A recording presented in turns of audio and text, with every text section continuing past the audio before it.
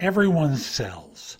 Everyone is in a situation where they have to sell their ideas, their competence.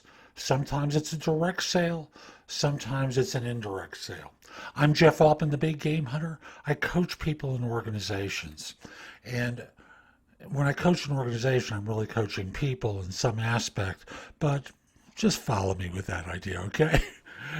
And the idea for this video comes from a podcast I was listening to and a story about follow-up. One of the ways that we sell is with persistence and follow-up. What you're trying to do is move the needle forward in some aspect of the sale and re-engage or engage with the client so that you can do the deal. Convince them. Do something that gets the outcome that you're looking for. Follow-up is sales.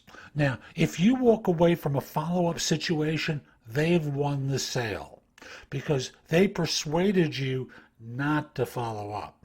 And once they persuade you not to follow up, you're out of their mind. You're not doing the transaction. You're not getting what you want. You're not convincing them of the merits of your ideas. And the result winds up being, guess who loses? You.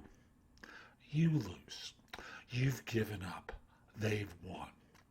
Now, the obvious place this occurs is in sales, but follow-up shows up professionally so often as a selling situation where you can ignore the people or you can follow up with them. And you need to follow up until they say no.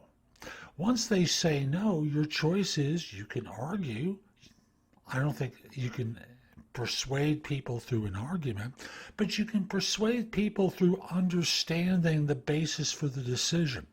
Maybe there's information that you didn't convey to them that they needed to know. That's on you. That's not on them. And I go back to the idea of selling. Every situation that you're in professionally is a sales situation. I don't care if you're a business owner or an employee of a firm, you are always selling. And part of what you're selling is yourself and your conviction. And your conviction in the idea. It's not a flat recitation of data. It's the passion that you show, the energy that you convey, the ideas that you have as expressed in your voice, in your mannerisms, and a host of other things. You are the salesperson of your ideas. And I was reminded of that listening to another podcast yesterday, an interview with Justice Sotomayor, who was talking about her most recent book, and she told a story from when she was a young attorney, and she was going to present a summation, I think it was, and had good facts and good data, but her mentor basically told her, you don't seem convincing, like you haven't fully bought into the idea. And it's not just a recitation of facts, it's the passion that you carry yourself with that makes a difference. So if you want to be flat, you wind up getting the results of being flat. Other people get chosen. Occasionally you win, but you want to get more than occasionally, don't you? You want to be in a situation where your ideas are the ones that are chosen. You're seen as the expert. You're the one who's moving up the organization or selling more stuff and making more commission.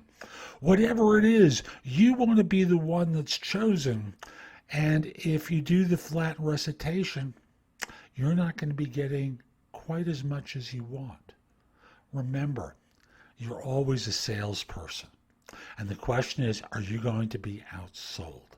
I hope you find this helpful. I'm Jeff Altman. If you're interested in my coaching, you connect with me on LinkedIn at linkedin.com/IN/the Big Game Hunter. And once we're connected, message me that you're interested in coaching. We'll set up time for a free discovery call. You can also visit nobscoachingadvice.com for different